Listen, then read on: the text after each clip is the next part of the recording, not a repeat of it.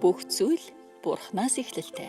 Америкийн нэгдсэн улсын Вашингтон ДС хот дахь Энэрл Христийн Монгол чуулган зорилгоор удирдуулсан амьдрал номыг албан ёсны эрхтэйгээр монгол хэлэнд хөрвүүлэн та бүхэнд хүргэж байна.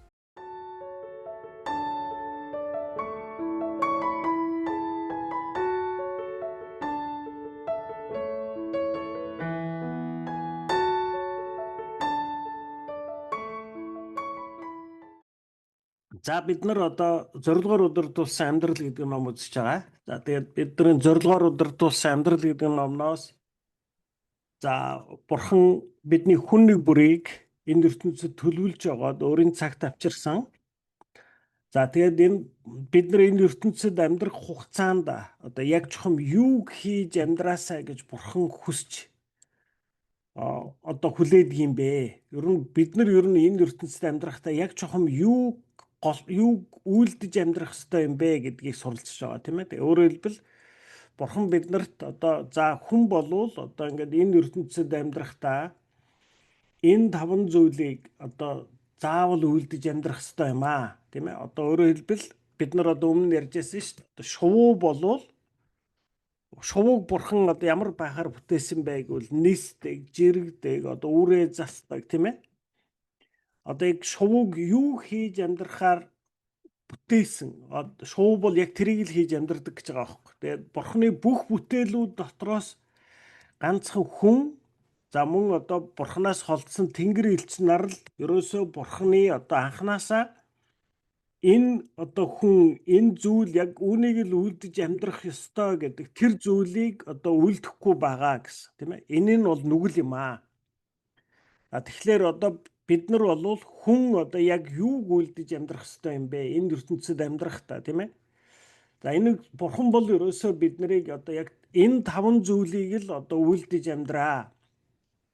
Одоо бидний ерөөсөө байнга заавал хийж явах ёстой зүйл энэ юм аа гэж зааж өгсөн тийм ээ. Хамгийн нэгдүгээрх нь бид нар энэ 5 зүйлийг суралцж байгаа тийм ээ. Өөрөөр хэлбэл хамгийн нэгдүгээр Бурхан биднийг одоо энэ ертөнцид хүн болгож авчирч тавьчаад тэгээ одоо юу хүсч хүлээж байгаа вэ гэвэл Бурхан өөрөө бид нартай 24 цаг хамт байдаг.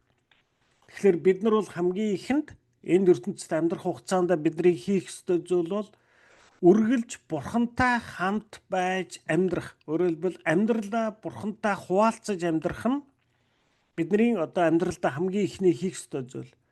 Хоёр дахь зүйл нь за Бурханы нүдэнд бол энэ хүн төрлөختөн бол ерөөсө хоёрхан янз харагддаг. Тийм ээ.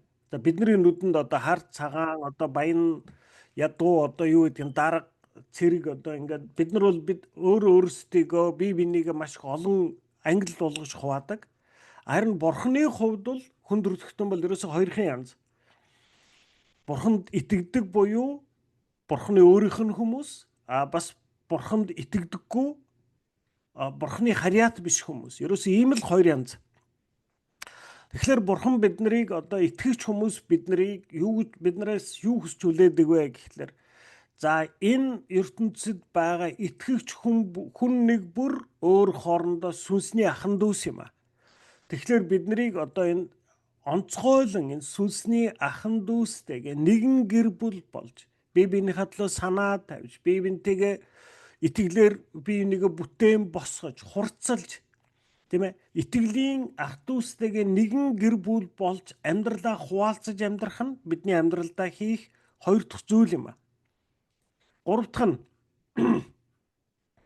за бид нар гурав дахь нь одоо буюу одоо бид нар энэ гурав дахь хийх ёстой зүйлийг одоо үзээд дуусч байгаа. Өнөөдөр 28 дугаар бүлгийг үзээд дуусахад бид нар одоо энэ 3 дугаар амьдралын 3 дугаар зорилго буюу бидний энэ ертөнцид амьдрахтаа хийж үйлдэх ёстой 3 дахь зүйлийг одоо нэгсэнд үзэж дуусч байгаа.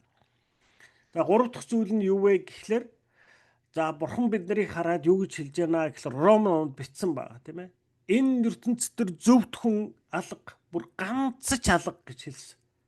Тэгээ өөрөөр хэлбэл Бурхан юу гэж хэлж байна гэхлээр та бидний одоо ингээд нүглээс болоод танд надад байгаа тэр Бурханы анханасаа бий болгосон мөн төрх бол алдагдсан, эвдэрсэн. Тийм учраас бид нар өнөөдөр одоо анханасаа Бурханы биднэрт бий болгосон тэр дүр төрх нь нүглээр дамжаад эвдэрчгсэн энэ бүдгэрчгсэн дүр төрх байгаамаа. Тэгэхээр та бидний хийх ёстой зүйл бол энэ ертөнцид амьдрах хугацаанд энэ нүгэлтэй мөн төрхөө даван гарч, энэ нүгэлтэй мөн төрхөө засаж, харин Бурхан анханасаа ямар хэлбэртэй, ямар бай гэж хүссэн тэр хэлбэр рүү өөрсдийг Бурхантай хамтран өөрчлөх энэ үйл явцыг хийх ёстой гэсэн. Тийм ээ? Өөрөөр хэлбэл одоо би өнөөдөр хүртэл одоо ингээм амьдраад явхдаа би яг энэ ертөнцийн хэм маягаар амьдарч байгаа. Тийм ээ? Одоо энэ ертөнц юуг чухал гэж үздэг юм? Энэ ертөнц мөнгөнд, эрх мэдээлд, нэр алдарт, тийм ээ? Хэрхэн ханддаг юм? Энэ ертөнцийн хүмүүс, миний эргэн тойрны хүмүүс ажил төрөлд хэрхэн одоо ханддаг юм, тийм ээ? Энэ бүх хандлагыг би эргэн тойрноос аваад амьдарч байгаа. Тэгтэл одоо бид нар юуг өөрчлөх ёстой гэхэлэр үгүй ээ. Ингэж энэ ертөнцийн хэмжүүрээр, энэ ертөнцийн стандартаар, энэ ертөнцийг дагаж дуурайж амьдрахгүй. Бид нар оронд нь яаж амьдрах ёстой гэхэлэр одоо Есүсийн стандартыг дагаж амьдрах юм аа. Тийм ээ? Өөрөөр хэлбэл одоо тэр Бурхан биднийг анханасаа ямар дүр төрхтэй байж, альваад хэрхэн ханд гэж заасан одоо тэр хэмжүүр болвол ерөөсөө одоо Есүс дээрээс харагдчих. Тийм ээ? Бид нар одоо ингээд шинэ гэрээ уншаад Есүсийн яг амьдралыг одоо детальчилж өгүүлсэн 4 ном ба. Тэр номон дээрээс бид нар за Есүс одоо эрх мэдэлтэй төр засагт хэрхэн ханддаг, тийм ээ? Итгэгч хүмүүст хэрхэн ханддаг, итгэдэггүй хүмүүст хэрхэн ханддаг, нүгэл гэмийг юу гэж үздэг, юуг нүгэл гэм гэж үздэг, юуг зөв сайн гэж үздэг, тийм ээ? Энэ бүх энэ амьдралд хандах энэ зөв хандлагын стандартыг бид нар Есүсээс харж тэр Есүсийн дүр төрхийн дагуу өөрчлөгдөх хэрэгтэй. Тийм ээ? Тэгээ бид нар одоо энэ 21-р бүлгээс энэ 28-р бүлэг хүртэл энэ 7 бүлгийн турш одоо хэрхэн бид нар Есүстэй адил болж өөрчлөгдөх вэ гэдэг талаар суралцж байгаа. Өнөөдөр бид нар энэ 28-р бүлэг буюу одоо хамгийн сүүлчийн бүлгийг үзэж байна. За эхлээд одоо бид нар өнгөрсөн 7 хоногт үзэж дууссан тэр хэсгээ хүртэл уншъя. Цаг хугацаа хэрэгтэй. Номлогчийн үгс 3:1 Тэнгэрийн доорх бүх юмс цаг хугацаатай бөгөөд өөрийн улиралтай ажээ. Филиппой 1:6 та нарын дотор сайн үлийг эхлүүлсэн тэрээр үүнийг Христ Есүсийн ирэх өдрийг хүртэл төгс төгөлдөр болгоно гэдэгт би бат итгэж байна гэсэн. Төлөвшөд хүрэх хурдан дөт зам гэж үгүй. Жимс ургаж боловсрч гүйцэхэд бүтэн улирал шаарддаг шиг хүн 90 цент хүрэхэд олон жилүүд шаарддаг. Үүний адилаар сүнсний үр жимсэнд ч боловсрч гүйцэхэд цаг хугацаа хэрэгтэй. Христийн зан чанарыг өөртөө хөгжүүлэх үйл явцыг яарвчлуулж түргэсгэх боломжгүй. Бие махбодын өсөлттэй адил сүнсний өсөлтөнд ч урт цаг хугацаа ордог. Жимсгний боловсрч гүйцэх хугацаа хиймлэр түргэтгвэл амт чанараа алддаг. Америкт дэлгүүрт хүргэх тээвэрлэлтийн явцад цохигдож няцраахгүй тулд улаан лойлыг бүрэн боловсроогүй байхад нь хураадаг. Дараа нь дэлгүүрийн лангуун дээр тавиад яг зарж борлуулахын өмнө ногоон өнгөтэй лойл руу нүрс хүчлийн хий цацхад тэр дороо өнгө нь улаан болдог ажээ. Ийм улаан лойлыг идэх боломжтой хэдий ч амт чанарын хувьд байгалийнхаа жамаар удаан боловсрсон улаан лойлыг гүйцэтгэхгүй байна. Бид өөрсдөө яаж хурдан сүнсээр өсөх вэ хэмээн санаа зовдөг бол Бурхан харин биднийг сүнсээр хэр хүчрэхэг болон өсгөд санаа тавьдаг. Учир нь Бурхан биднийг мөнхөд амьдруулахын тулд мөнх оршихуйгаас харж байдаг тул хизээч яардаггүй билээ. Пастор Лен Адамс сүнсний өсөлтийг дэлхийн 2 дугаар дайнд өмнөд номхон далайн арлуудыг чөлөөлсөн холбоотнуудын стратегтэй зүйрлэн хэлсэн байдаг. Тэд эхлээд арлууд руу далайд барьсан усан онгоцноос агаараар бөмбөгдөн дайсны хүчтэй эсэргүүцлийг сулруулдаг. Дараа нь хэсэг бүлэг тэнгисийн явган цэргүүдэр арлын жижигхэн хэсгийг эзлэн өөрсдийн бэхлэлтийн цэгийг бий болгоно. Тэндээс арлын үлдсэн хэсгүүдийг баг багаар чөлөөлөх удаан үйл явцыг эхлүүлдэг. Аажмаар тухайн арал хүнд хүчир тулаануудын дунд бүтэн эзлэгддэг. Адамс энэхүү зүйрлэлээр Бурхан бидний амьдралд орж ирэхээс өмнө заримдаа биднийг зөөлрүүлэхийн тулд бид өөрсдөө давж үлч чадах асуудал бэрхшээлийг зөвшөөрдөг тухай хэлжээ. Хүмүүсийн зарим нь Христ бидний хаалгыг анх удаа тогшингууд түүнийг амьдралдаа оруулдаг бол бидний ихэнх нь эсэргүүцэн тэмцэлддэг. Бид Есүсийг хүлээж авахын өмнө тэрээр харагтун би хаалган дээр чинь зогсоод бөмбөгдөж байна хэмээн хэлдэг. Та өөрийгөө Христэд нээж өгөх яг тэр мөчид Бурхан бидний амьдралд бэхлэлтийн цэгээ бий болгодог. Та өөрийнхөө амьдралыг бүхэлд нь Бурханд өргөсөн гэж бодож байж болох ч үнэн дээр таны өөрөө ч мэдэхгүй байгаа маш их хэсэг үлдсэн байдаг ажээ. Та зөвхөн тухайн цаг мөчид л өөрийнхөө хувьд мэдэж ойлгосон хэсгүүдээ Бурханд өргөж байдаг. Ингэх нь ч буруу биш. Христ бидний амьдралд бэхлэлтийн цэгээ бий болгосны дараа тэрээр бидний амьдралыг бүхэлдээ түүнийх болтол баг багаар эзлэх тулааныг эхлүүлдэг. Энэхүү үйл явцад их тэмцэл тулаан болох боловч эцсийн ялалтанд нь эргэлзэх хэрэггүй юм а. Учир нь Бурхан бидэнд Филиппой 1:6-ад та нарын дотор сайн үлийг эхлүүлсэн тэрээр бүрэн төгс болгоно хэмээн амласан билээ. Дагалдагч болно гэдэг нь өөрийгөө Христэд тохируулан өөрчлөх үйл явц юм а. Библиэд Эфес 4:13 бид Христийн дүүрэн байдал буюу бүрэн төлөвшсөн байдалд хүрнэ гэж. Христ адил болох нь таныг хүрэх эцсийн цэг байх ба харин түүнд хүрэх аян нь бүтэн амьдралын турш үргэлжилнэ. Одоогор бид энэхүү өөрсдөө төлөвшүүлэх үйл явц нь итгэх, хамааралтай байх, хийгээд түүнтэй адил болох зэргээс бүрддэг болохыг мэдэж авлаа. Бурхан биднийг өдөр бүр баг багаар өөртөө адилхан болохыг хүсдэг тул Колосай 3:10-т чи өөрийг чинь бүтээгчтэй төстэй шин хүн болгох тэр шин амьдралаар амьдарч эхлэв хэмээжээ. Өнөөгийн цаг үед хүмүүс бид бүх зүйлийг хурдан л хийхээр улаардаг бол харин Бурхан хурдан хөнгөхнөөс илүүгээр биднийг хүчтэй, тогтвортой болгон өсгөхийг л анхаардаг. Бид асуудал бэрхшээлийг аль болох хурдан нүт замаар даван туулж тэр дорн газар дээр нь шийдэхийг эрмэлздэг. Бүхий л асуудлыг яг тэр дорн шийдэж уруу татлах сорилтыг яг одоо зогсоох, эксэж буй зовлон шаналлаас шууд чөлөөлөх цуглаан семинар эсвэл үйл явдлыг л эрэлхийлдэг. Гэтэл жинхэнэ төлөвшил нь хизээж хичнээн хүчтэйч бай. Ганц удаагийн тохиолдлоор хоромхон зур бий болдоггүй ба өсөлт нь алгуур шат дараатай явагддаг үйл явц юм а. Библиэд 2-р Коринт 3:18 Бурхан бидний амьдралд орж ирэхэд бидний амьдрал аажмаар илүү гэрэлтэй, илүү үзэсгэлэнтэй болж бид түүнтэй адил болдог гэсэн. Яагаад ингэж уддаг юм бэ? Бурхан биднийг хормын зуур өөрчилж чадах хэдий ч биднийг удаанаар хөгжүүлж төлөвшүүлэх замыг сонгосон. Есүс өөрийн дагалдагчдыг төлөвшүүлэн хөгжүүлэхдээ урдаас төлөвлөж зорьсон.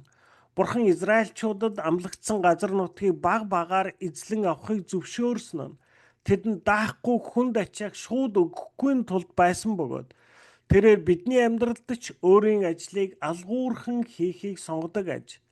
Өөрчлөгдөж сүнсээр үсгэд яагаад ийм удаан байдаг вэ? Тэгвэл үүнд дараах хэд хэдэн шалтгаан байдаг байна. Бид нар энд хүрээд зогсон.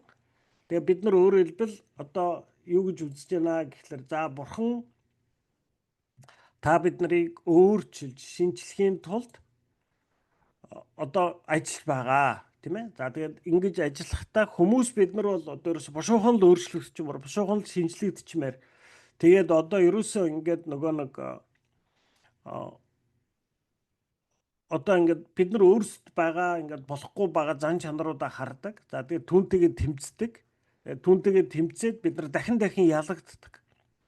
Тэгээд эрэнгүүд одоо бид нар сүүлдээ цөхрөөд яадаг вэ гэхээр ерөөсөө одоо ингээд шууд л өөрчилчих ямар сургалт семинар байна. Одоо ямар эд шийдтэй хүн байна. Ямар одоо тийм бэлэг авьяастай хүн байна. Тэр хүнээр залбируулаад л тэгэл маргааш нь одоо өөрчлөгдөжмөр байна гэсэн ийм хараа хандлагаар бид нар Бурханд ханддаг.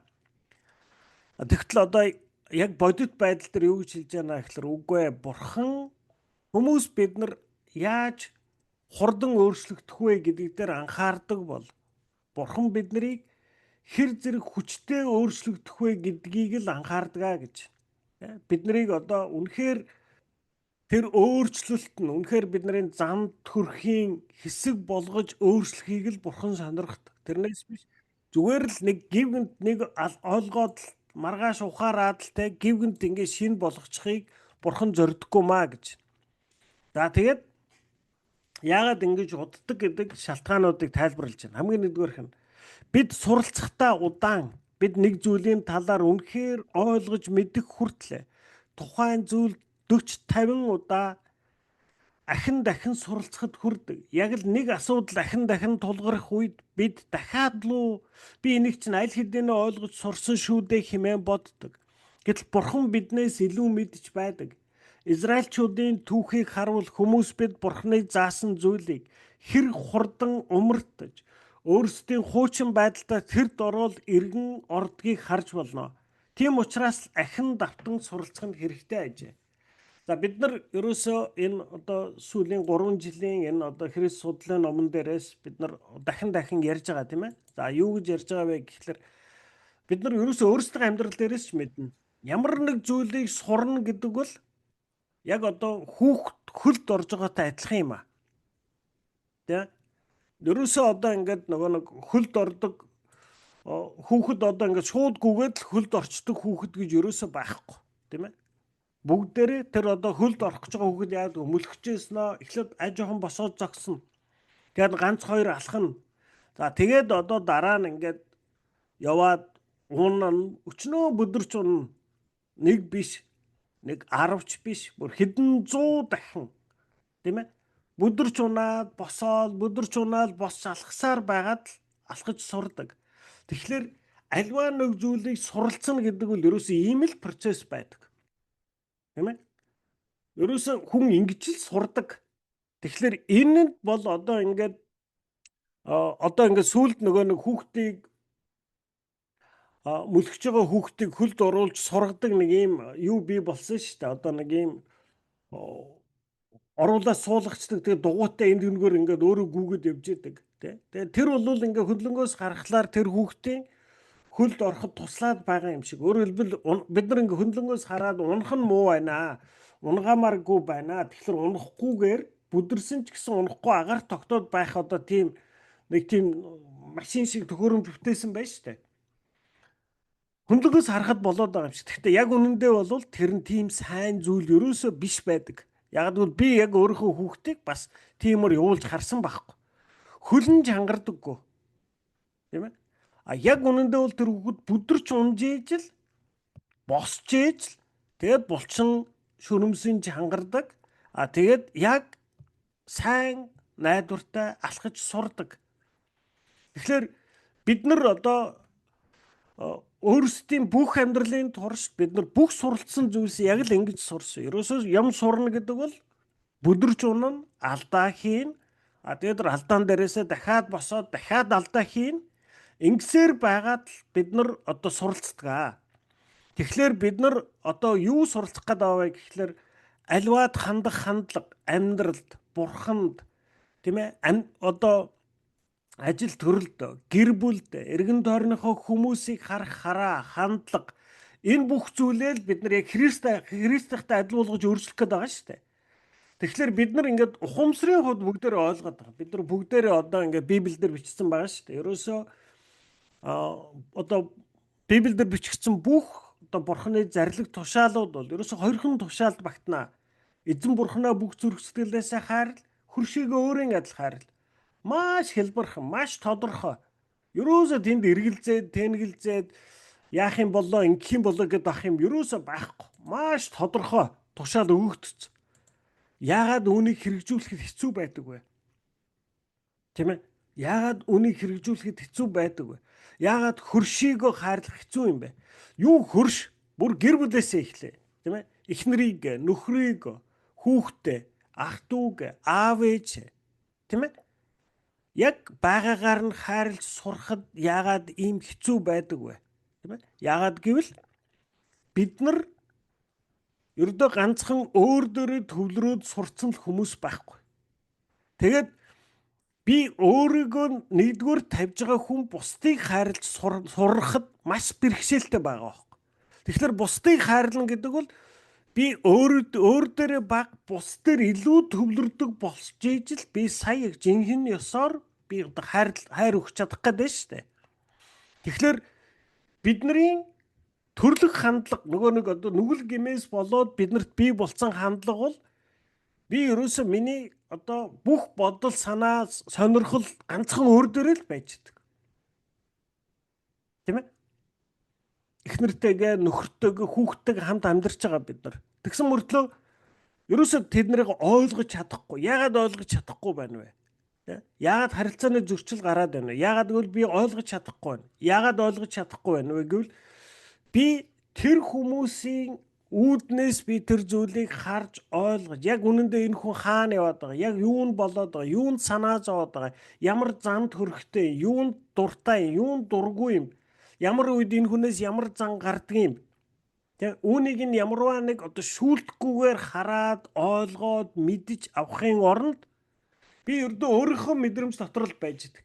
Энэ ингээд миний дургүй хүргээд эхлэв. Энэ ингээд миний одоо намайг ингээд доромжлоо тоглоо. Энэ намайг одоо ингэж дээрлэхэд байна. Эсвэл доошоо хийгээд байна гэл. Ерөөсөө л би энэ миний бүх үйлбэр ханаас гарч ирж байна. Надад ямар мэдрэмж төрж байгаа тухай л яриад байгаа үстэй би. Тийм ээ? Тэгэхээр тэр чинь юу хэлээд байна гэхээр би ганцхан өөр дээрээ төвлөрдөг миний нүгэлт мөн төрөх бол одоо ямар нэг тодорхой асуудал бодоогүй байхгүй асуудлын тухай бодоогүй бол хүн бол байгаа цагийнхаа 95% ганцхан өөрийнхөө тухай бодоход зарцуулдаг. Тэгэхээр одоо бид нар тэр нөгөө нэг ганцхан өөрийнхөө тухай бодох биш, эргэн тойрныхоо хүмүүсийг хаардаг, боддог, тэрийг анхаардаг, тэр хүний төлөө санаа тавьдаг. Хамгийн ихэнд бол ерөөсөө гэр бүлээс эхэлнэ. Таны хүүхэд яг үнэндээ хаана яваад байна? Юунд санаа зовдөг, юунд дуртай, юунд дургүй, ямар зүйлд стресст чинь, тийм ээ? Одоо бид нар бол юу гэж харддаг вэ гэхээр би одоо ингээ хоол унд өгцөн хэрэгтэй бүх зүйлээ аваад өгсөн. Энэ ер нь ямар юмдаа санаа зовдгийг, тэ? Энэ одоо ямар юмдаа стресстдгийг. Стресст чинь үү одоо ингээд альва зүйл санаа зовж байгаа бол энэ бол даварцсан учраас ингэж байгаа байхгүй юу гэж яваад байгаа шүү дээ. Ер нь эцэг эхүүд бид нар яг үнэндээ бол бид нар одоо энэ ингээд цагаачилж ирсэн одоо хүмүүс яг үнэндээ бидний одоо үе бол яаж юм гэхэлэр өөрсдийнхөө хизээч амсаж чадаагүй, эдэлж чадаагүй, хүрч чадаагүй зүйлсүүдийг өөрсдийнхөө хүүхдүүдэд зориулж байгаа. Тийм ээ? Бид нар өөрсдөө мөнгө зарцуулахаас илүү хүүхдүүдэд мөнгө тэр цагаа зарцуулж байгаа. Биднээс зөндөө золиос гарч байгааг л үнэн байхгүй юу? Тэгчгээд нэгэнд биднээс айгүйх золиос гарч байгаа учраас одоо нөгөө хүүхдэд энэ бүгдийг хангаад өгчөж байгаа юм чи энэ хүүхэд лав баяртай, талархалтай, айгүйгээ жаргалтай байгаа хол гэж бодоод байгаа байхгүй юу? Гэтэл тэр хүүхдэд тийм байхгүй ч болно шүү дээ. Тэр хүүхэд одоо өөр зүйлд стресстэй, депресстэй, асуудалтай, эсвэл бидний өгөөд байгаа зүйлс дургуйч байж болно шүү дээ. Тийм ээ? Тэгэхээр бидний асуудал юу байна гэхлээр бид нар ерөөсөө бидний нүгэлт мөн төрөх маань өөрөө ганцхан өөр дөрөө төвлөрдөг. Би зөвхөн надаа ямар мэдрэмж төрж байгааг л мэддэг. Тийм ээ? Миний хажууд байгаа хүнд ямар мэдрэмж төрж байгааг би мэддэггүй, хардаггүй, ойлгодоггүй. Тэгэд эхнэр нөхрийн хоорондын хэрүүл яаж явдаг вэ? Юу н сүртэй юм? Чи одоо иймэнд ингэж ихтэй. Чи одоо балаа юм уу, мангар юм уу? Дандаа ийм яриа штэ. Яагаад тэр чинь юу харуулад байна гэхлээр миний мэдрэмжээр бол тийм байхгүй. Чи тийм мэдэрч байгаа бол чи бол балаа юм байна л гэж маргаад байгаа штэ. Тэгэхээр одоо бидний мөн төрөх бол ийм байна. Тэгэхээр бид нар одоо оронд нь яаж сурах гэдэг юм бэ гэхлээр одоо хамгийн түрүүн бусдыг хайрлаж сурна гэх юм бол эргэн тойрныхоо хүнд яг ямар байгааг нь, тийм ээ? Бид нар үнэхээр хүүхдтэй бүх хэрэгтэйг нь хангаад өгч болно. Хангаж өгчлөөр таны хүүхэд одоо айгүй аз жаргалтай, баяр хөөртэй, талархалтай байх ёстой гэд би автоматар бодоод байгаа шүү дээ. Гэхдээ тийм байхгүй ч ерөөсө болно гэдгийг бид нар одоо зөвшөөрч чадахгүй байна шүү дээ. Ягаад бол тэр бол миний мэдрэмжээр миний толгойд багтахгүй байгаа зүйл байхгүй. А гэтэл тэр хүүхдийн үүднээс тэр хүүхдэд бүр таны өгöd байгаа миний өгöd байгаа зүйл бүр дургуйч байж магадгүй шүү дээ. Тийм байж болно шүү дээ.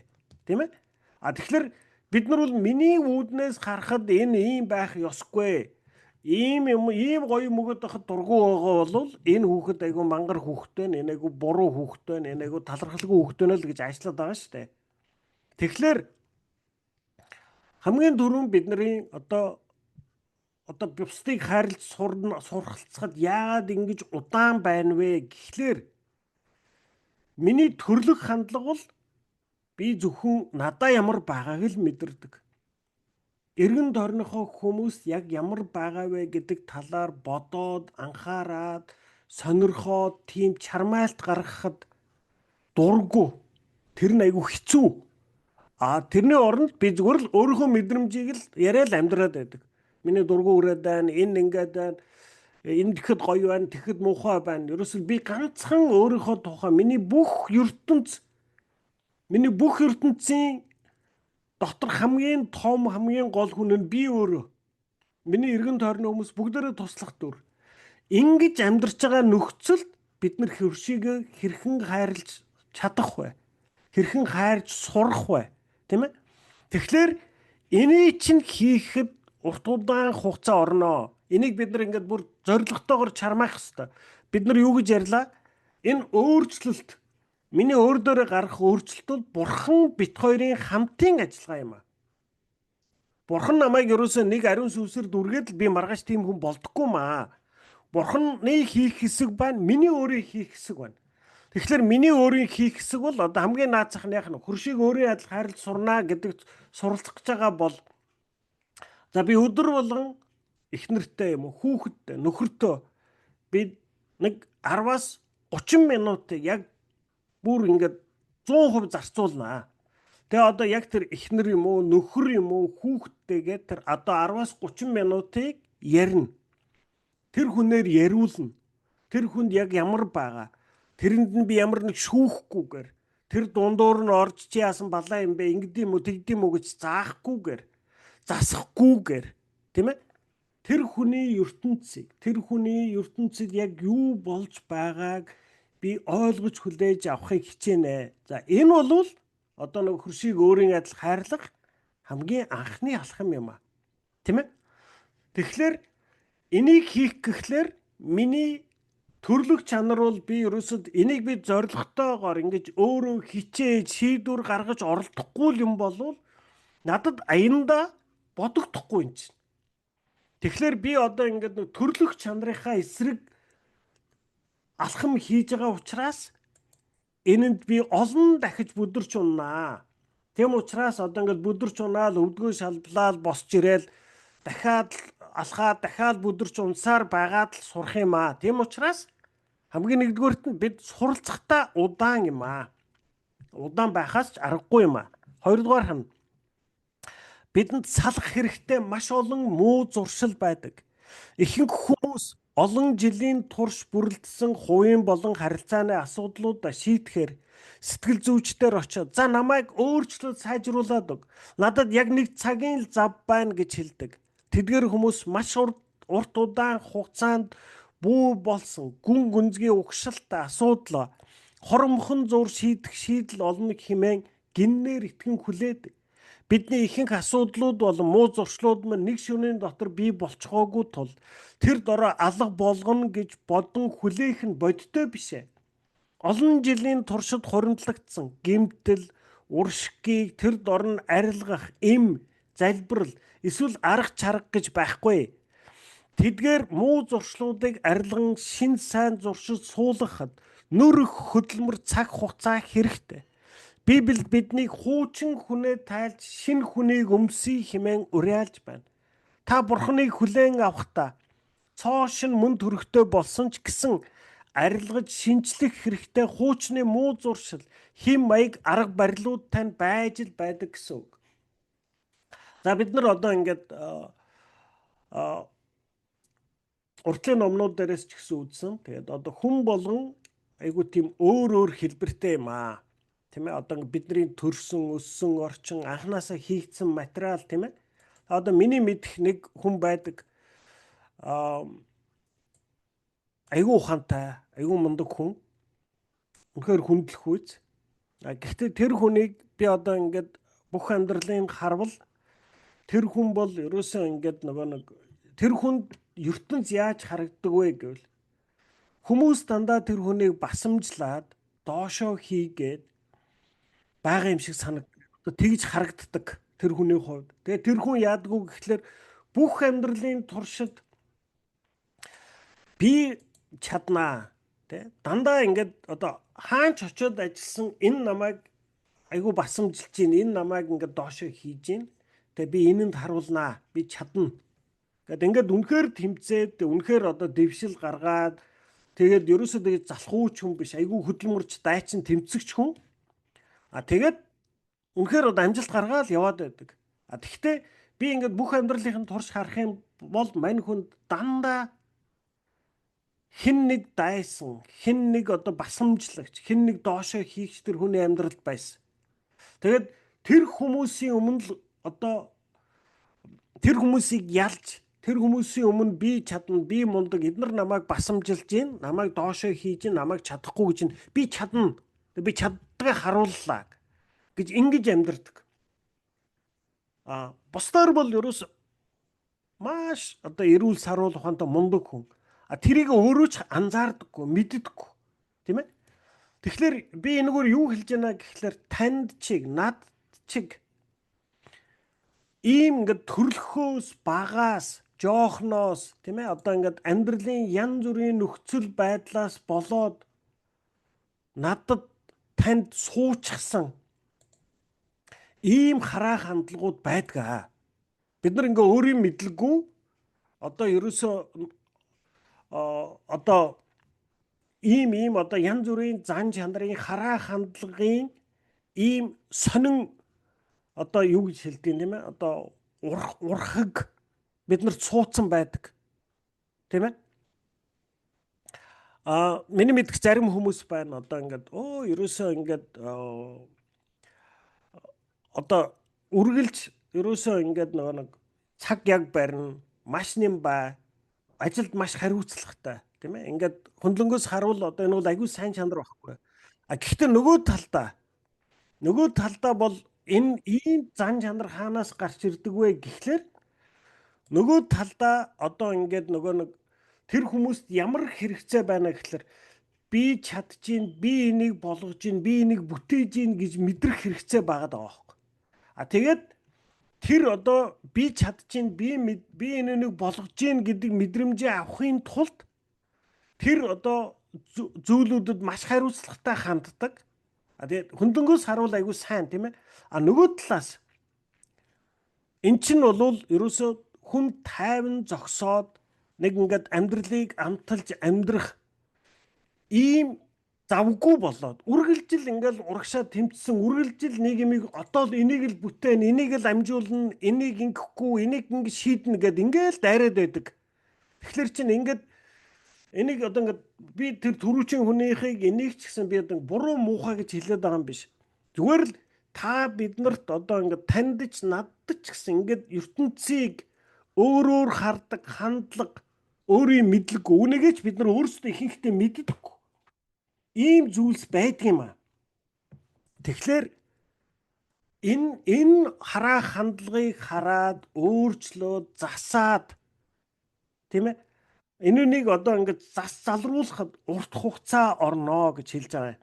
Тийм ээ өөрөөр хэлбэл юу гэж байна? Олон жилийн турш бүрэлдсэн хувийн болон харилцааны асуудлуудаа шийдэхээр сэтгэл зүйчдэр очиж за намайг өөрчлөө сайжруулад надад яг нэг цагийн л зав байна гэдэг. Тэдгээр хүмүүс маш урт удаан хугацаанд бүү болсон гүн үнцгийн угшилтай асуудал хоромхон зуур шийдэх шийдэл олон хэмээн гиннээр итгэн хүлээдэг гэж. Тэгэхээр энэ бол боломжгүй тийм ээ. Надад ерөөсөө нэг ийм хараа хандлага байна. Одоо миний өөрийн ч гэсэн ер нь ингээд насан турш тэмцэлсэн зүйл бол ерөөсөө би ингээд жоохносоо л ер нь одоо ингээд би аюун мундаг амжилттай хүн болно. Би ерөөсөө ингээд дундаж хүн шиг байхгүй. Би одоо ерөөсөө ингээд хүний тэргуунд л байна. Би ер нь тэгж байх ёстой. Тийм ээ?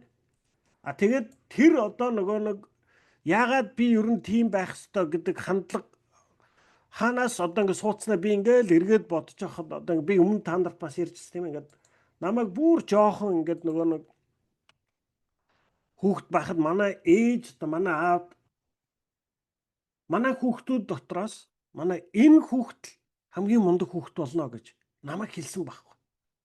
Тэгэл ерөөсөө одоо ингээд миний толгойд тэр жоохонд ээж аав чинь одоо ингээд бүхнийг мэдгч хүн байгаа шүү дээ. Жохон байхад ерөөсөө ээж аав гэдэг бол бүхнийг мэдгч, бүхнийг чадагч, манай ээж ааваас дээш ухаантай, мэрэгэн цэцэн одоо чадвартай хүн гэж ерөөсөө байдаггүй шүү дээ. Тийм ээ? Тэгэл миний толгойд би бол ер нь одоо ингээд ер нь бол хосгүүл хүн болох юм байна. Ерөөсөө би бол агуул юм хийдэг хүн болох юм байна гэдэг ийм л нэг одоо өөрийгөө би тэгж тодорхойлдог ийм л сэтгэлгээ надад суусан. Би бүх амьдралаа яг л ингэж амьдэрсэн. Тэгэд өнөөдөр би ингээд өнгөрсөн амьдралаа эргээд харахад ерөөсөө би одоо амьдэрсэн амьдралдаа би хизээч сэтгэл ханаж зогсож байгааг. Яагаад гэвэл би ч нэг оргилд гарах хэрэгтэй хүн шүү дээ. Тэгээ оргилдоо гараагүй байгаа юм чинь дандаа л маргаашийн төлөө л амьдэрсэн. Тийм ээ? За одоо ингэж жагаад энэ ажлыг бүтээгээд тэрнийг учрыг олоод тэгээд энэ хаврыг өнгөрөөгөөд тэгээд тэр зун тэгээд л нэг гой болоод тэгээд л нэг амьдэрч эхлэндэ гэд бүтэн амьдралыг дандаа ингэж өнгөрөөс. Тэгээ би эргэж хараад амьдралаа хараад боддог. Би ингээд дандаа ийм хоосон зэрэглээ хөөцөлдөж амьдэрсэн байна. Тэгээ би ингээд зогсоод тэг ингээд амьдралыг яг нэг амтлаад яг ингээд энэ би өмнө сайхан амьдарчин шүү. Миний эрүүл сарвал байна, би залуу байна, би сайхан байна. Миний амьдрал миний хүсэж байгаа бүх зүйлс байна гэж ер нь хизээч зогсож мэдэрсэнгүй. Дандаа л энээс илүү сайн болох хэвээр, энээс илүү сайхан болох хэвээр. Тэгээд л нэг амьдарч эхэлнэ. Нэг л юм болж ийж тийм ээ. Тэгээд л одоо нөгөө нэг гайхамшигт тэгжээж нэг амьдарч эхлэн гэж л амьдэрсэн байгаа байхгүй тийм ээ. Тэгэхээр энэ одоо миний энэ хараа хандлагч гэсэн алдаатай, дутагдaltaй, буруу хараа хандлага байжээ гэдгийг би одоо ингээд харж штэ. Тэгэхээр би бол энэ хараа хандлагатайгаа би одоо баг сүүлийн 10 жил би одоо ингээд одоо ноцолдож байгаа. Тэгээд яг хөө тодорхой хэмжээнд жоохон дэвшил гарч байгаа. Гэхдээ би энээс бол ер нь одоо салахад надад маш хэцүү байсан. Тэгэхээр үнийг хэлж энэ зүйлс энэ одоо танд ч надад ч биднэрт ингээд амьдралыг хараад буруу хараа хандлага, буруу төсөөлөл тийм ээ эргэн тойрондоо одоо ингээд харахтаа бид нар ерөөсөө тэр байгаа зүйлийг байгаагаар нь хардаггүй. Бид нар бүгдээрээ ийм өнгөтэй линзээр дамжуулж хардаг. Тэр линз нь том болгож харуулна, жижиг болгож харуулна, эсвэл драма болгож харуулна, тийм ээ? Эсвэл айгүй бараан болгож харагдуулна, эсвэл хэд гоё гэрэлтэй болгож харагдуулна, тийм ээ? Бид нар ерөөсөө яг байгаа зүйлийг хизээч байгаагаар нь хардаггүй. Тэгэхээр энэ хараа хандлагууд болвол бид нартай насан турш хамт явцсан юм аа. Энийг өөрчлөхөд заавал урт хугацаа хэрэгтэй байдгийм аа гэж. Дараачих нь бид даруулсан өөрсдөө жинхэнэ үнэнтэй нүүр тулахаас айдаг. Үнэн биднийг чөлөөлөх боловч харин эхлээд үнэн байдлаа харах, хүлээн зөвшөөрөх нь бидний хямрааж санаагаар унгахад хүргэдэг тухай бид аль хэдийн онцлон хэлсэн.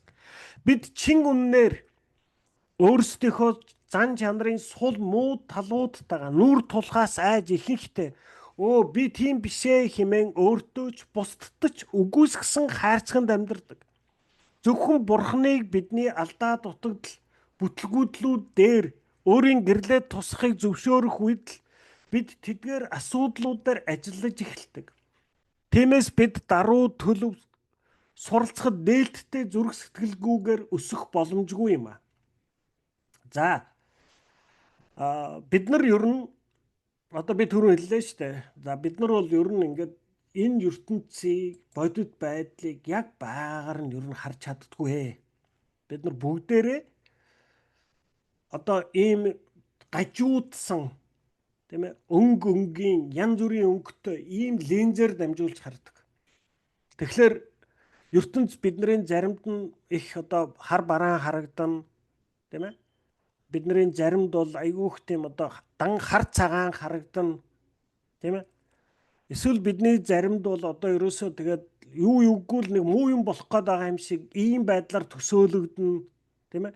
Эсвэл одоо яг тийм миний түрүүчээсэн шиг драма одоо ингээл дандаа л хүмүүс намайг ингээд л нэг муулаад л сайлаад л тэ өөлөөд л байгаа юм шиг, тийм ээ.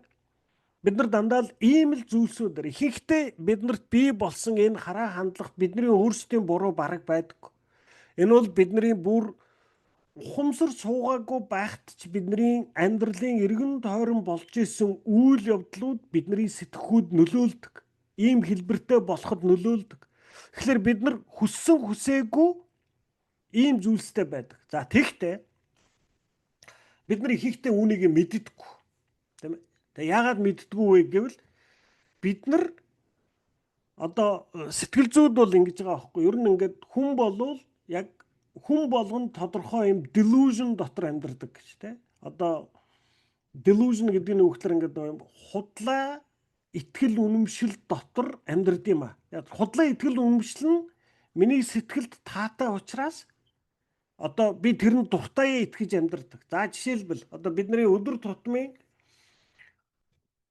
за одоо хүн болгон өөрийгөө ер нь заяа. Ер нь бол би ингээд дунджаас дээгүүр сайн хүн гэж яг үнэнгээс итгэж амьдардаг. Тийм ээ. За би одоо ингээд би өөрийгөө би аягүй сайн хүн гэж бодож болно шүү дээ. Би бас өөрийгөө аягүй шудраг хүн гэж бодож болно шүү дээ. За яг үнэндээ миний хэр зэрэг сайн хүн бэ гэдгийг одоо юу харуулдаг вэ? За одоо хамгийн наад зах нь тийм ээ.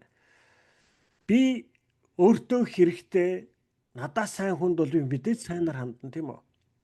Яг үнэндээ ганц зүрх хэр сайн хүн бэ гэдгийг надад муу эсвэл надаа ямар ч хэрэггүй, надаа ямар ч ашиггүй хүнийг би хэр зэрэг хүндэлдэг вэ? Тэр хүнтэй би хэрхэн харилцдаг вэ гэдг л миний жинхнээсээ сайн хүн үү муу хүн үү гэдгийг харуулна шүү дээ. Тийм ээ? Тийм ээ? Надад ямар ч ашиггүй, бүр надад гайтай, надад бүр одоо ингээд уршиг тарьж байгаа хүнд би хэрхэн ханддаг вэ? Энэ л миний сайн хүн үү муу хүн үү гэдгийг харуулна. Би өөрийгөө айгүй шудраг хүн гэж бодож болно шүү дээ.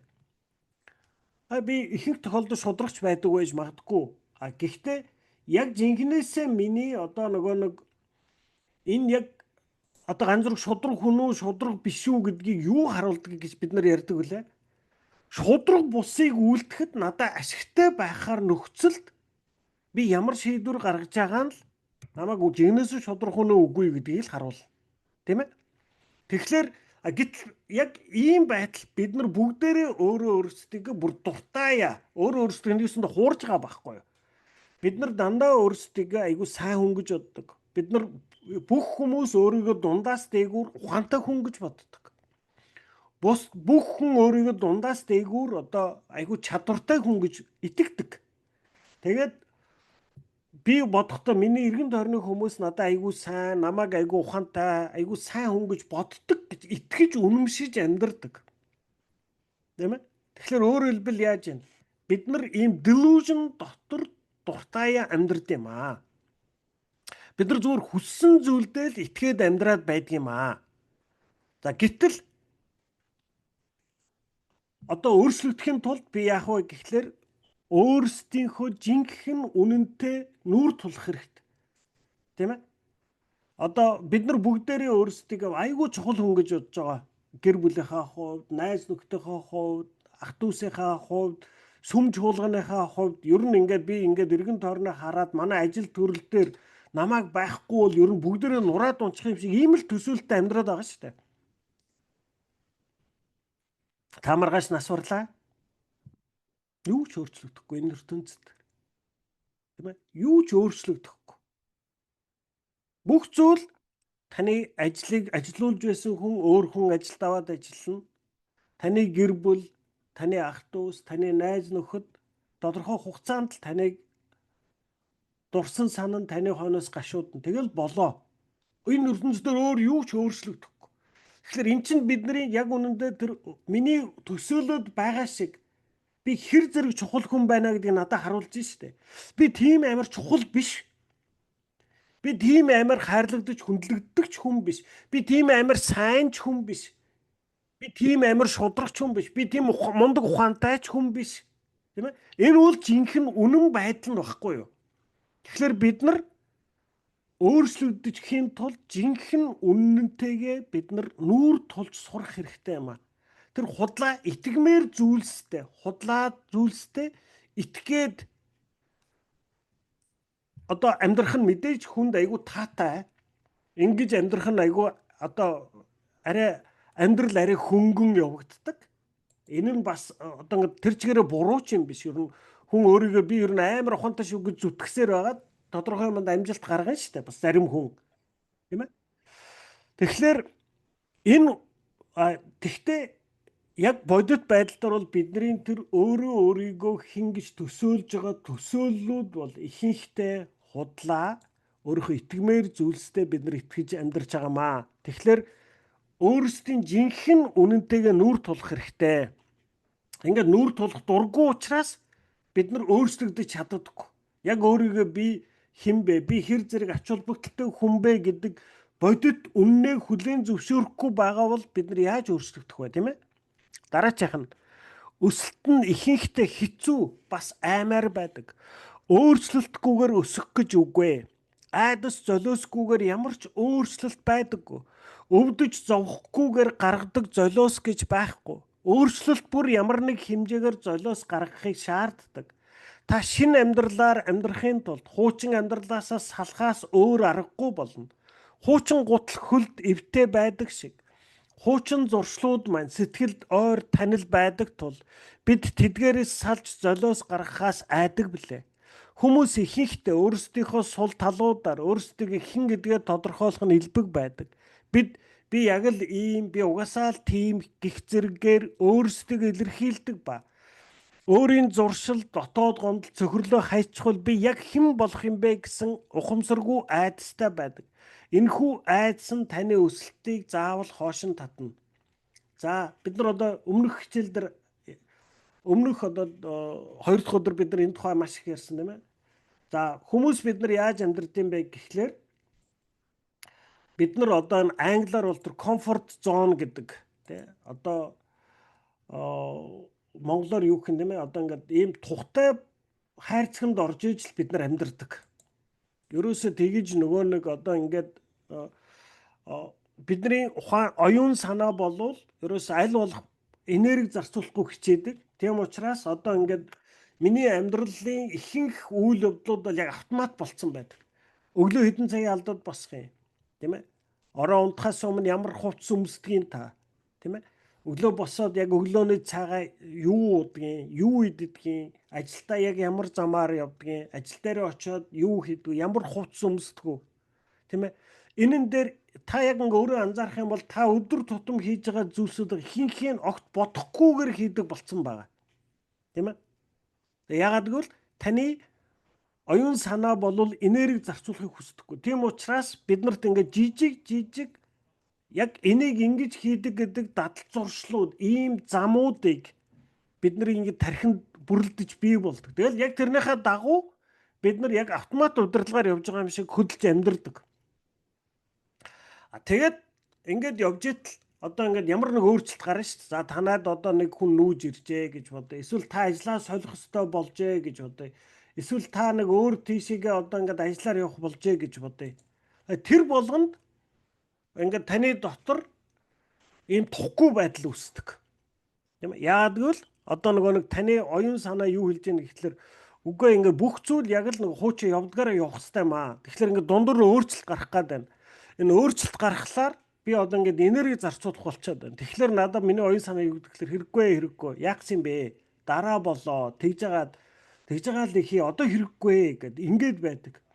Тэм учраас бид нар ерөөсөө нэг амьдралын хэмнэлээ өөрчилдөг. Нэг газар очиод амьдрсан бол яг тэрийг тэндээ л амьдрна. Нэг мэдсэн яг нэг ажлаа л хийдэг бол тэрийгээ л хийнэ. Ерөөсөө тэн дээр ингээд ухамсартайгаар за би энэс энэ газар нүүж амьдрна. Ингэж ажлаа өөрчлөе. Ингэж юм сурыг.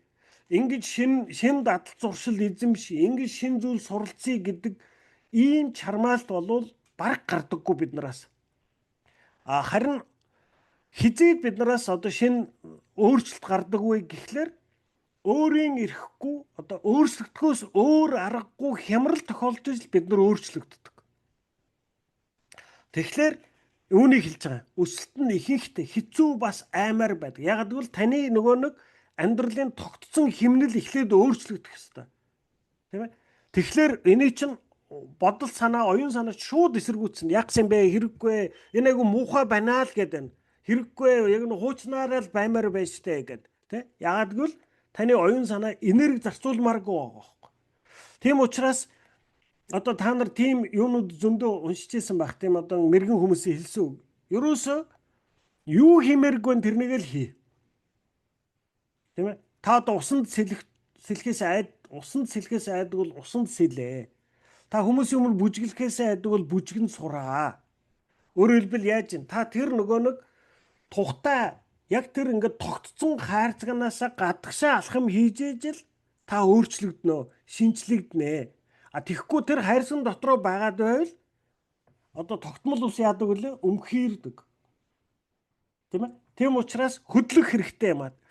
Тэгэхээр үүн ингэж хөдлөх дурггүй учраас бид нар өөрчлөгддөг юм аа гэж хэлж байна. Цааш нь дадал зуршлыг бүү болгоход цаг хугацаа шаарддаг. Таны зан чанар бол танд байгаа дадал зуршлуудын нийлбэр гэдгийг санаарай. Сайхан сэтгэлээр хүмүүст хандах нь угаасаа таны зуршил биш л бол та өөрийгөө сайхан сэтгэлтэй хэмээн хэрхэн хэлэх билээ. Үүний адилаар үргэлж чин шудраг үннээсээ байх зуршилгүй л бол та өөрийгөө ёс суртахуунтай хүн хэмээн тодорхойлох боломжгүй шүү дээ. Эхнэртээ ихэнхдээ л үнэнч байдаг нөхрийг үнэнч гэж огтхонч хэлэхгүй. Таны дадал зуршлууд л таны зан чанарыг тодорхойлдог. Кристийн зан чанарын дадлуудыг өөртөө төлөвшүүлэх ганц л арга байна. Та тэдгээр сонголтуудыг байнга хэрэгжүүлж давтах явдал бөгөөд үүнд мэдээж цаг хугацаа шаардагдана. Гинэт хоромхон зуур ямар ч зуршлыг хэвшүүлэх боломжгүй юм. Энэ талаар Пол Тимотед хандан 1-р Тимот 4:15 эдгээрийг байнга хийгээрэй. Эдгээрт амьдралаа зориулж тэгснээр бусад хүмүүс чиний өөрчлөлт дэвшлийг харах болно гэжээ. Хэрв та ямар нэг зүйлийг урт удаан хугацааны турш дахин давтан үйлдвэл аяндаа тэр зүйлдээ сайн болдог. Зан чанар чадварыг эзэмшихийн тулд үргэлж дахин давтан үйлдэж байж л сая танд суунаа. Эдгээр зан чанарыг төлөвшүүлэх зуршлуудыг сүнсний сахилга бат хэмээн нэрлэх ба энэ тухай илүү дэлгэрүүлж суралцах боломжтой хэдэн 10 ном байгаа гэж.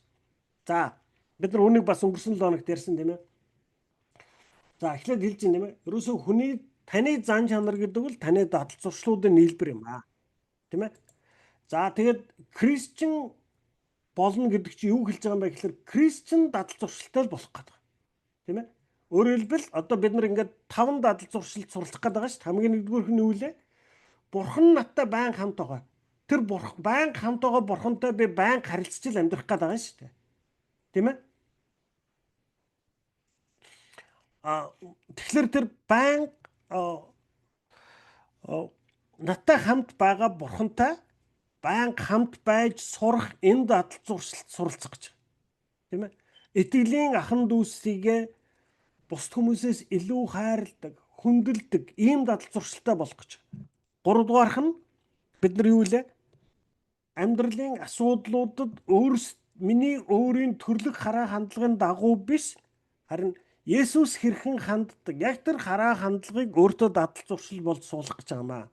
За бид нар бас тэр дадал зуршлуудын тухай бид нар ярьсан юм. Ингээд бид нар амьдралдаа юу хийн тэр дадал зуршил бол таны тархины бор давхраг дээр ингээд нэг өсөндө зураас үүсгэсэн байдаг гэж. Та арх удаг бол таны толгой дээр яг таны тархин дээр тэр одоо арх удаг тэр одоо нэг тийм одоо зураас үүссэн байна гэж та төсөөл. Тийм ээ? Тамхи татдаг бол бас тийм нэг зураас үүссэн байгаа. Тэгээд ямар нэг хямрал болоод ингэхлээр тарих яадгүй гэхлээр яг нөгөө нэг хамгийн анхны шахуу бий болсон дадал зуршлууд руугаа л өсөрч орчоод байдаг. Тэгэл хүн архинаас гараад л овоо сайхан би юм сайхан явж гинэ гэжсэн л нэг хямрал болсон чинь архиугаад эхэлсэн явж байдаг. Тийм ээ.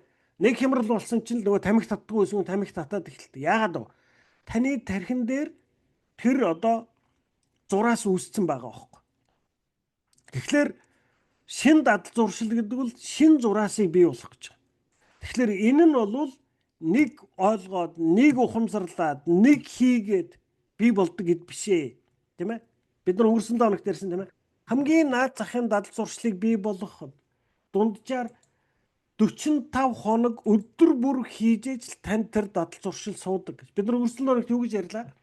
За бид нар одоо Кристиан хүмүүсээ.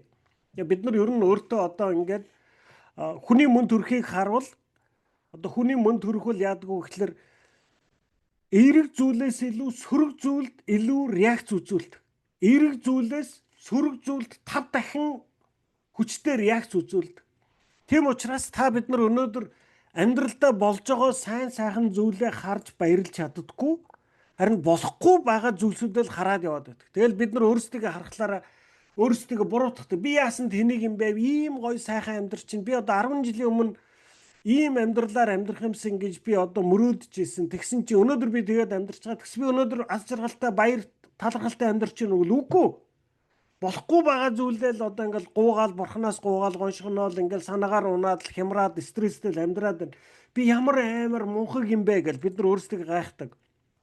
Яг үнэндээ бол та ч юм уу би ч мунхагасаа нэг тэгээд байгаа юм биш. Энэ бол та бидний оюун санааны төрлөх хандлага нь байна. Сөрөг зүйл дээр л бидний оюун санаа хамгийн хүчтэй реакц үзүүлдэг. Тийм учраас таны болж байгаа зүйлс чинь амьдрал болж байгаа зүйлс чинь биш, болохгүй байгаа зүйлс чинь таны тархийг илүү цочроодог гэсэн үг. Тийм учраас бид нар өөрийн мэдлэггүй болж байгаа зүйлстэй баярлахаас илүү болохгүй байгаа зүйлсээр л стресстэй амьдраад байгаа юм аа. Тийм ээ. За тэгэнгүүт за тэгвэл одоо бид нар ийм юм чинь би одоо ингэж амьдрья гэж хэлэхгүй шүү дээ. Бид нар оронд нь яах ёстой вэ? Болж байгаа зүйлсээ харж, тэрэндээ талархаж, тэндээсээ тэр болж байгаа зүйлсээ харуул та бидний стресс, депресс, одоо сэтгэл санаагаар унж байгаа, сэтгэл санаа зовж байгаа зүйлс маань хамаагүй бага болно. Тэгэхээр энэ болж байгаа зүйлсүүдээ харж сурахад бид нар өнгөрсөн 7 хоногт ингэж ярьсан шүү дээ. За бид нар Кристиан хүмүүс өглөөс ирээд 5-аас 5 минут юм уу 10 минут ч юм уу тийм ээ. Ерөөсөө бурханд талархаж залбирдаг зуршилтай болёо. Юм гоохгүй. Ерөөсөө л талархна тийм ээ. Ерөөсөө өдөр болгон өглөө босоод ороо унтахтаа юм уу тийм ээ. Яг нэг 5 минут орчим бид нар бурханд хандаж залбирна. Юу ч гоохгүй одоо гоншгонохгүй ерөөсөө л талархна. Минь та намайг амьд явуулж байгаад эрүүл саруул явуулж байгаа. Та надад сайхан гэр бүл өгсөн. Надад энэ хайртай ах дүүсийг өгсөн. Та надад энэ ажлыг өгсөн. Та надад энэ амьдрах орон гэрийг өгч байгаа. Та надад идэх хоолыг өрөөж хангаж байгаад. Тийм ээ? Та намайг юугаарч дутаахгүй. Та намайг муу мухай бүхнээс сэргийлэн хамгаалж авч явж байгаад танда талархъя гэж. Ингэж залбирч сурья гэдэг. Тийм ээ? За тэгэхээр мэдээж одоо ингээд хэлэхлээр та нар бүгдөө бодож байгаа нэрээ тийм шүү өстө тхийн шүү гэх тийм ээ. А тэгэд яг үнэндээ бол бид нар ихэнх нь энийг хийж чадахгүй. Яагаад вэ? Яагаад гэвэл бид нар юу гэж ярьлаа?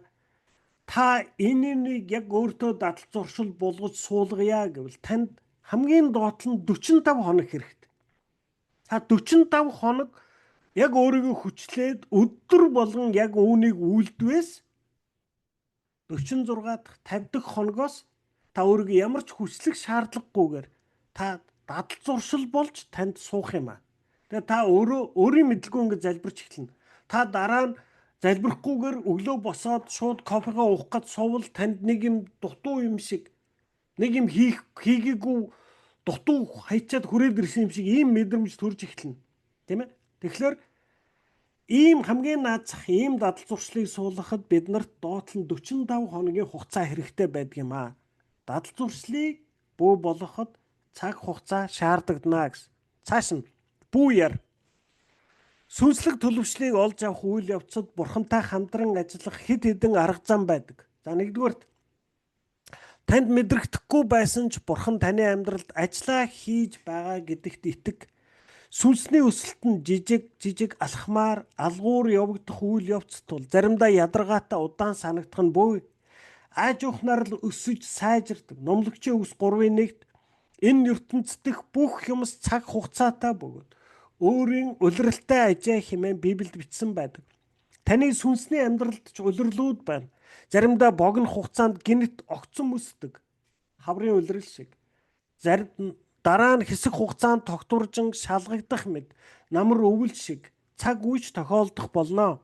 Тэгвэл гайхамшигар шууд л үгүй болгон өөрчлөхийг хүсч буй асуудал бэрхшээл муу мухай зуршил хийгээд зовлон шаналлыг тань яах билээ?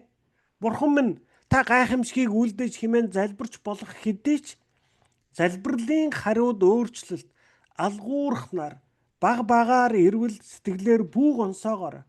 Учир нь цаг хугацааны туршид удаан нэгэн хэвэн урсах ус хамгийн хатуу хад чулуугч мөлийлгэж үхэр чулуугч хайрга болгон бутаргаж чаддаг юм шүү. Улаан модны бяцхан үр цаг хугацааны явцад 350 фит буюу 106 метр өндөр аварга мод болон ургадаг. За тэгэхээр юу гэнэ? Танд мэдрэгдэхгүй байсан ч Бурхан таны амьдралд ажиллаа хийж байгаа гэдэгт итгэе гэж. Яг миний сэтгэлийн амьдралд яг ийм.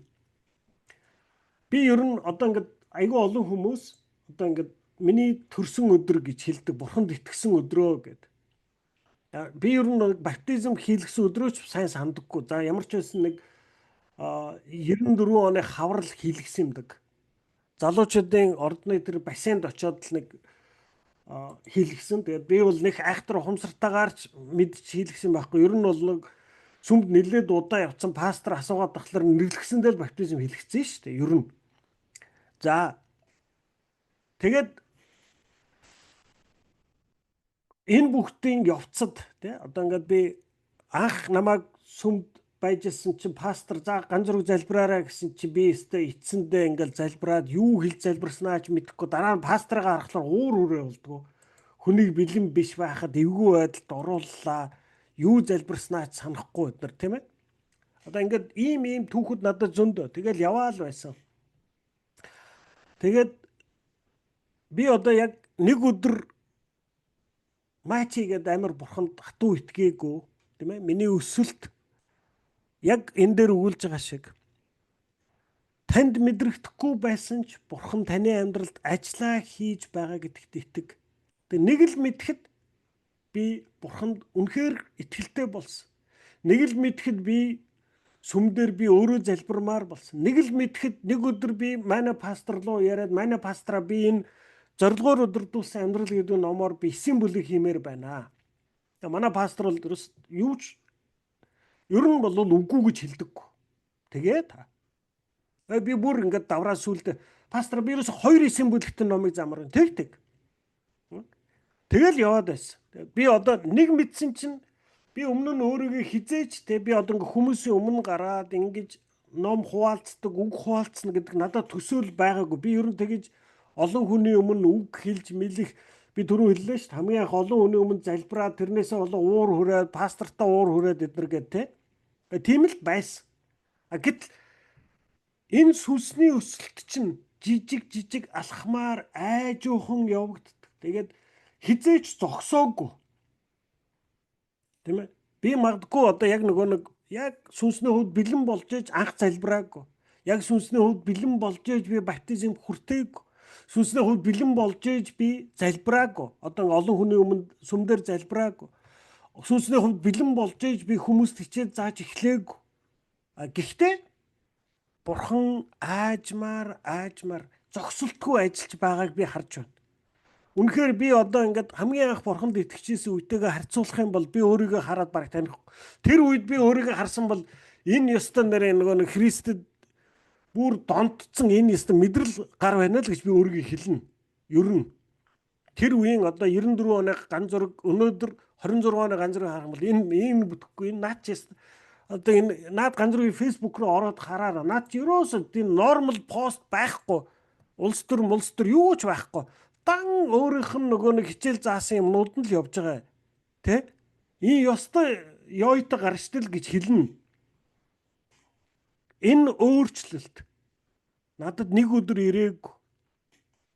Бурхан таныг дуудаад, таныг гараас чинь татаад өөртөө авсан бол Бурхан хизээж дунд нь хаяж орхидоггүй. Бурхан зогсдоггүй. Магадгүй таны хэлж штэ сүнсний өсөлт нэг хэсэг аюу үржимстэй огцсон байж болно. Нэг хэсэг ингээд тогтворж жоод ер нь өсөхгүй байгаа юм шиг тийм намар өвөл шиг үлрэлж байж болно. Гэсэн ч Бурхан хизээж зогсдоггүй шүү гэдгийг санаарай гэж хэлж байна. Улаан модны бяцхан үр тийм ээ. Бурханы надад одоо тэр 92 онд надад суулгасан тэр үр цаг хугацааны явцад өндөр авраг мод болон урганаа. Би үнэхээр үүнд итгэж байна. Би бол өнөөдөр хийж байгаа үйлчлэлээ би бол миний үйлчлэлийн дөнгөж ихэн гэж би хардаг. Би эндээс би бүр агуу том үйлчлэл хийхийг би хүсч мөрөөдөж би Бурханаас гуйдаг. Тийм ээ? Тэгэхээр Бурхан үнийг ургуулнаа гэж бид нар итгэх хэрэгтэй. Бурхан хизээч зогсдоггүй шүү. Хоёрдугаарх нь сурсан зүйлсээ байнга хөтөлж тэмдэглэж авч бай. Энэ бол өдөр тутам тохиолдож буй үйл явдлыг тэмдэглэх өдрийн тэмдэглэл биш бөгөөд харин юу сурч байгаагаа тэмдэглэх тэмдэглэл юм а. Бурхан танд өөрийнхөө талаар, таны өөрийн тань талаар, эсвэл амьдрал, харилцаа зэрэг бүхий л зүйлсийн талаар юу сургаж байгааг бичиж тэмдэглэж ав. Ийхүү бичиж тэмдэглэж авах нь дараа нь эргэн уншиж өөртөө сануулах сайн талтай бөгөөд мөн ирээдүйн хойч үдэж сургаал болон үлднэ. Бид сурч мэдсэн зүйлсээ байнга мартдаг тул үргэлж ахин дахин давтан суралцж байх ёстой.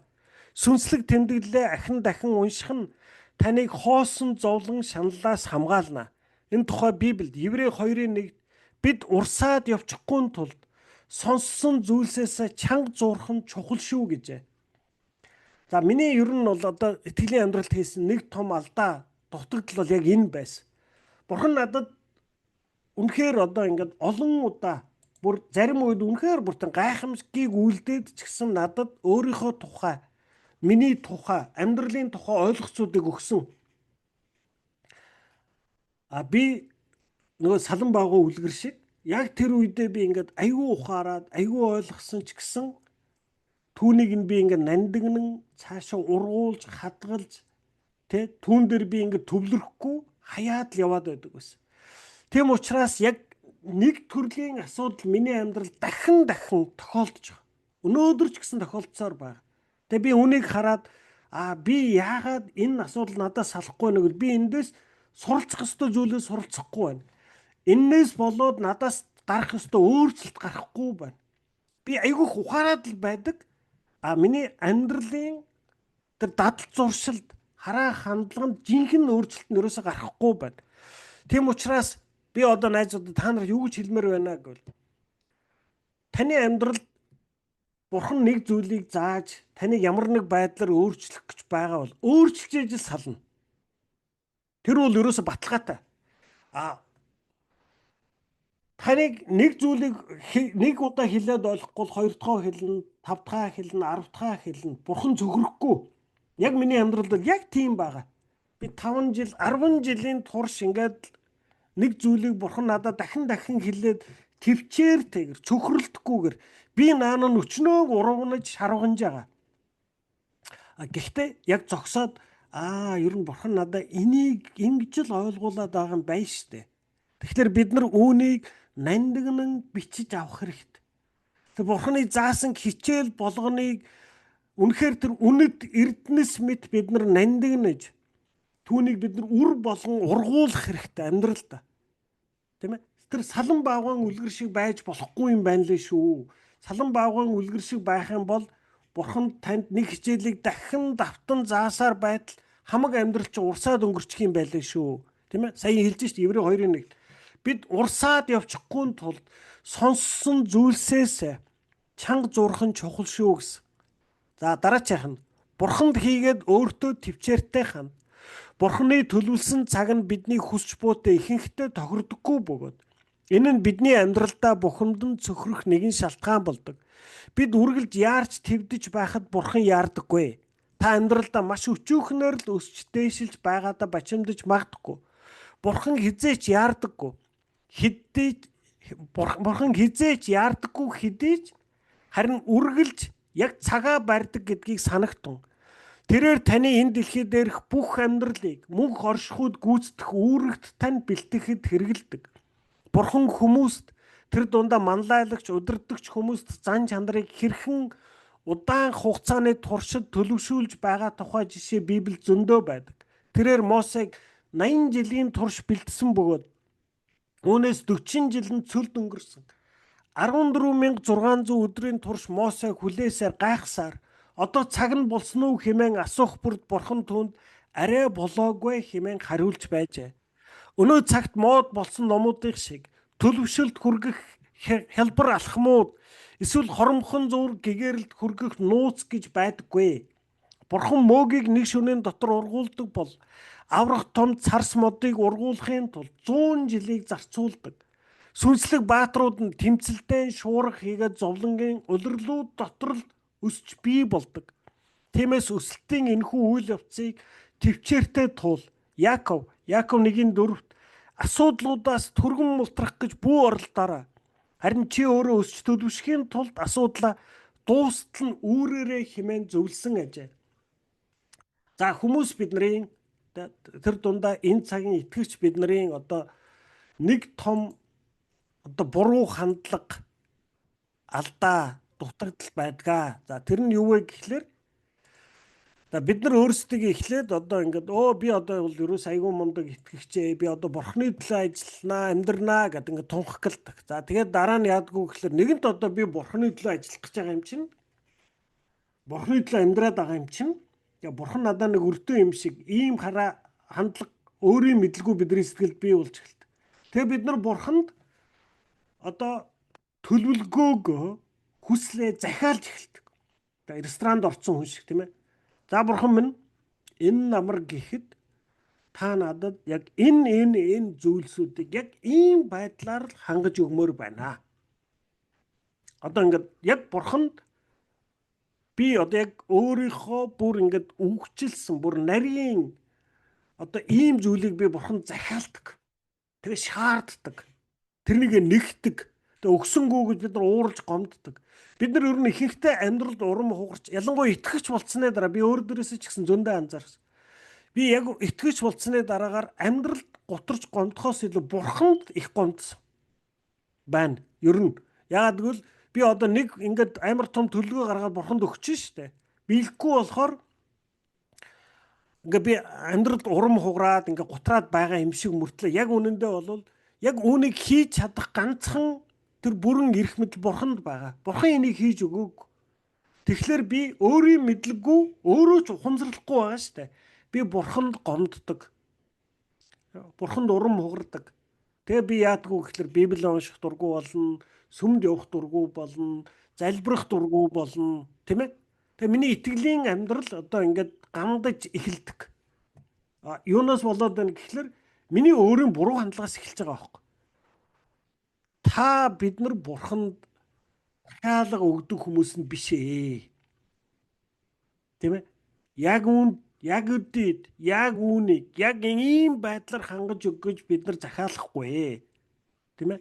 Үүнийг бид нар ойлгох хэрэгтэй. Тийм ээ? Тэгэхээр харин эсрэгээр яадгүй. Бурхан таны одоо Библиэд тэмэг байгаа шүү дээ. Хүн төлөвлөгөө хийхэд Бурхан инээдэг гэж, шоолж инээдэг гэж байгаа. Таныг ганцрог өстөм яасан дураараа юм бэ ганцрог. Тэ? Харин оронд нь яадаг вэ гэхээр яг Бурхан миний амьдралд Бурхан юу төлөвлөн түүнийг л биелүүлдэг. Бид нар үүнийг хатуу санах хэрэгтэй. Миний амьдралд Бурхан юу төлөвлөн тэр нь заавал биелдэг. Тийм болохоор Бурханд хийгээд өөртөө төвчээртэй хандаарай. Тийм ээ? Яаков номын 1:4-ийг дахиад сонсоор асуудлуудаас түргэн мултрах гэж битгий оролдоорой. Харин чи өөрөө өсч төлөвшөхийн тулд асуудлаа дуустал нь үүрээрээ. Бидний одоо энэ хүний ер нь бүх хүн төрлөختний нэг том алдаа дутагдал байдаг. Бид нар бүгдөө зовхгүй хичээдэг. Бид нар бүгдөө зовмооргүй байдаг. Бид нар бүгдөө ядармааргүй байдаг. Тэгээ бид нар ерөөсөө тэр зовхгүй байх л бүхэл арга хэмжээг авч эхэлдэг. Гэтэл хэрв тэр зовлон бурхан зөвшөөрч байгаа бол яг тэр зовлонгийн бүр ингээд үүрээд удаан жил тэр хүнд ачааны дор ядраад туйлдж байж л сая надад тань гарах өөрчлөлт гэж байгаа байхгүй. Тийм учраас тэр зовлонгоос, тэр бэрхшээлээс, тэр хэцүүгээс нь битгий зүхтаарай. Тэрнээс болж битгий гомдол мэдүүлээрэй. Тэрнээс зайлс хийх гэж битгий оролдоорой. Тэр өгөгдсөн тэр асуудлуудаас түргэн мултрах гэж битгий оролдоорой гэж Яаков хэлж байна. Харин чи өөрөө өсч төлөвшөхийн тулд асуудлаа дуустал нь үүрээрээ. Тэр зовлон байвал тэр зовлон үүрсэн шиг үүрнэ. Ерөөсөө тэрнээс зүхтаахгүй. Энийг хурдан дуусаасаа ч гэхгүй. Энэ дуусах цагтаа л дуусах. Тийм ээ? Манай хүүхд одоо волейбол тоглож байгаа. Тэгээд одоо бас сургууль дээр хөнгөн атлетикээр хичээлж байгаа. 2 өдөр явж байгаа байхгүй. Ядарч үхлээ өстө нэр хөл мөл өстө нийл өвчин гэл орж ирж байгаа. Тийм ээ? Би бол одоо манай хүүхд ч мэдж байгаа, би ч мэдж байгаа. Юу гэхээр ингэж ядарч явсны дараагаар манай хүүхэд одоо энэ ядрахаасаа өмнө байснаас хамаагүй илүү хурдан болно, хамаагүй хүч чадалтай болно. Тэр бол тодорхой. Тэр хүч чадал тэр одоо хурдан хизээд би болох үл энэ зовж ижил ингэж ядарч ижил ингэж туйлдж байж л суун штэ. Би ядрахгүй, би зовхгүй. Ерөөсөө тэгж нэг цаг гүйх юм байна, нэг цаг гүйхгүй 10 минут гүйчээд үлдсэн 50 минутанд яван дээр хөвтчээ гэвэл хизээж тэр хүч чадал хурд чадвар нь тэр хүүхдүүд суухгүй штэ. Тэм учраас бурхан танд асуудал зовлон өгөл түүнийг нь үүрсэн шиг үүрэх ёстой юм шүү. Бид нар ер нь энэ үнийг бид нар итгэлийн амьдралын маш том зарчим болгож авах хэрэгтэй. Аливаа асуудал тулгархлаар бушуухан зайлчмаар л байдаг. Бушуухан л идэгчмээр л байдаг. Бушуухан л ингэж зовхуул болчмоор л байдаг. Зовх ёсгүй юм шиг. Зовлон чинь бас сайн байхгүй. Зөвхөн тэр зовлонгоор дамжиж байж л тань гарах өөрчлөлт гэж байна. Бид нар өмнө нь зөндөө ярьсан шүү дээ. Өөрөө зовлон үзээгүй хүн л хамгийн хатуу сэтгэлтэй байдаг. Та өөрөө зовлон гачлан үзэж байж таны зүрх сэтгэл зөөлөн болдог. Бусдыг инэрдэг болдог. Бусдыг хайрладаг болдог. Өөрөө тэр буруу зөрүүг үйлдээд, бүдрээд, зүдрээд, тийм ээ, ядраад, тэр орон шоронд ороод, шархлаад, ингэжээж сая бид нар бусд хүнийг шүүдэг, ойлгодог. Ийм юм байдгийм аа. Инэрдэг, твчдэг болдог. Тийм ээ? Тэгээ хамгийн сүүлд хэсэг нь бүү урам хугараарай. Бурхныг хэтэрхий удлаа хэмээн Хабакук сэтгэлээр унах үед бурхан түүнд хандан Хабакук номын 2:3 миний төлөвлөсөн эдгээр зүйл шууд яг одоо болохгүй. Аажуухнаар тогтвортойгоор баталгаатайгаар энэ нь биелэгдэх цаг руугаа явж байна. Хэрв энэ нь удаан бүү мэт байвал бүү бачимдаарай. Учир нь энэ бүхэн нь заавал биелэгдэх юм аа. Гагцгүй төвчээртэй байгтан энэ нь нэг ч өдрөөр хоцрохгүй гэж. Хариулт удаан байх нь бурхан татгалзаж байна гэсэн үг биш ээ. Цаашид хэр хол явах бол гэхээс илүүтэйгээр энэ хүртэл хэр хол явснаас хана та хүрэхийг хүссэн газартаа хүрээгүй байж болох ч харин байсан газраасаа өөр газарт ирсэн байгаа биз дээ. Хэдэн жилийн өмнө хүмүүс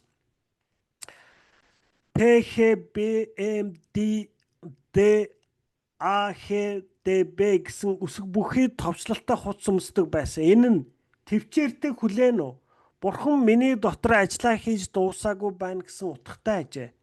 Бурхан тань дээр ажилласаар байгаа тул урагшаа алгасаар л байгаарай. Цөхрөлтгүй мөлгсөөр байгаад дун хясаа хүртэл хөвгч авдарт хүрсэн юм шүү гэж. За амен. За ингээд 28 дугаар бүлэг дууслаа. За энэ 28 дугаар бүлэгтэй хамт бидний амьдралын одоо 3 дахь зорилго буюу Христтэй адил болж өөрчлөгдөх нь гэдэг энэ бүлгүүд ингээд дуусч байна. Дараагийн 7 хоногоос 29 дугаар бүлгээс эхлээд бурханд үйлчлэгдэх тухай бид нар одоо бүлэг эхэлнэ. За баярлалаа.